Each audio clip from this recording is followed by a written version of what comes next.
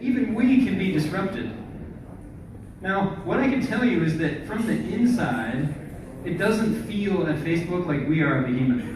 We feel like an underdog. That's my biggest surprise of working at Facebook, because we are going up against a way of thinking and how marketing works in the world that it's very hard to stop. It's very hard to change. And we are small relative to our brothers at Google.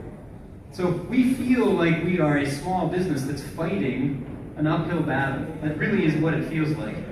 Now, disruptors, what does it take? I was a consultant, so I tend to approach my job from a strategic perspective. And I'm very interested in trying to dimensionalize, like, what makes a disruptor. This is describing my point of view on what makes a disruptor different than a traditional company and the way they drive marketing. And you can see these dimensions on the right. This is a quick talk, so I'm not going to go through them in great detail. But what you can see is that disruptors, they centralize the activities that they engage in marketing. They operate with a kind of experimental mindset. They try new things. They're outcome metric focused, not budget constrained. So they know what they're trying to achieve, and if they get it, they keep spending. So they're marketing and technology companies. They're not just pure marketing companies. And from my experience at BCG and also at Facebook, I know both sides of this. So we, as participants in this session and as members of this community, we want to be disruptors.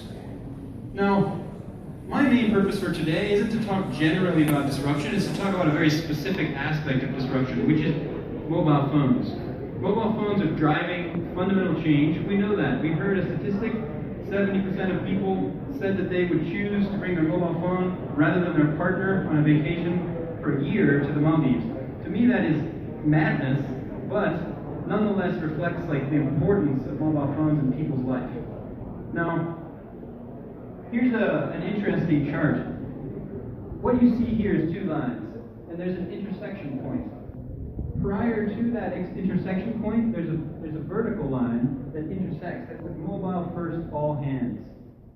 This is the data that Mark Zuckerberg was looking at in 2012 when he made the decision, and those of you who followed the Facebook history, he made the decision that we're going to be a mobile first company. That was not a popular decision, and if you remember, when the IPO came out, the stock price tanked. Nobody thought that strategy was going to work.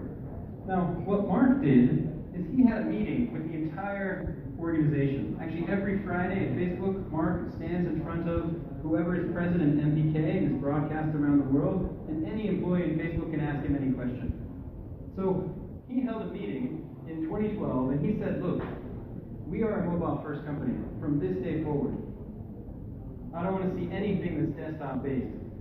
But then the very next day, one of his most senior engineers came to him in a meeting and brought him a proposal for some kind of tech design, and it wasn't mobile first. It was based on a PC. He gently reached across the table, shut the computer, and said, we're a mobile first company.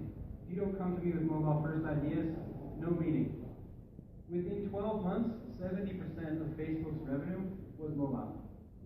Now, we know that mobile is playing a critical role in people's lives. Facebook predicted that successfully, and now we are a mobile platform.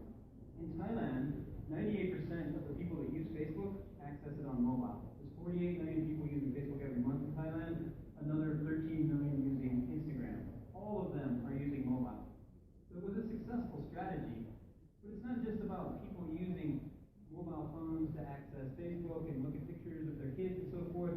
It's about commerce. Anyone who's in this room would know this. This stat comes from a source. 70% of Thais say that they do research on mobile phones. So it represents a commercial opportunity for businesses as well. Now, Facebook's perspective on mobile, what is this? It's different than other perspectives. What we believe is you shouldn't wait for intent. Most businesses think that the beginning process for driving sales starts with search. We believe that search is important, but it is not the beginning place. Search means that you already have demand, that you already know what you want, and you go and you search for it. We believe that you need to be shifting your thinking to start higher up in the funnel. So instead of waiting for people to come to you with demand, you bring the products to the people. And Facebook is a discovery platform. We all use it, and we use it, and when we thumb through our newsfeed, what we're seeing is stuff that's designed for us. And we have a lot of focus on that because it's all stuff that's relevant to us. So if we use that channel to communicate to consumers things that are relevant for them, then we can create demand rather than waiting for it. We have a whole bunch of different tools to support that, to drive sales, build brands, get people to use Facebook as a communication channel for customer service. And we're extremely analytical in wanting you to measure every penny you spend on Facebook so you know what the ROI is. Now, we have a whole bunch of different services that are useful for companies at all stages of development, from the startup phase all the way through to what we heard the panelists talking about, this dream of a Series C funded large organization. And I won't go through the details of it, but we have a portfolio of things that are designed to support businesses at different stages of their development. And we want to bring that to you. So, this works. It's not a promise. There's proof behind this, examples behind me, different types of impact that Facebook has driven. You might know the business Shalindo, which is the second largest e-com business in this country. They've never used a platform other than Facebook for any kind of marketing. They built their entire business on Facebook. This platform works, so if you learn how to do it, it can be very helpful to you in driving your business. Now the last thing I'll leave you with, this very short talk, is my second week at Facebook. I was in a room with Mark Zuckerberg, and he said this. Someone asked him specifically, they said, Mark, what do you think is the thing that is most important to a company in making it successful? What's going to make one company successful versus another? And this is what he said. He said the companies that learn the fastest are the ones that are going to win. So we want to work with companies that have that capacity, have the capacity to test and learn and adapt and adjust, and have that kind of agility. So what I would encourage you to be is be that change agent in your businesses, in the clients that you work with and the organizations that you engage with. Drive that kind of change, drive that mentality of testing and learning, because that's going to be the source of success for all of us. I hope we have a chance to engage more often now. This was an opportunity to introduce Facebook to the tech community. So thank you very much. It's really a pleasure to be here, and I hope we have a chance to connect more.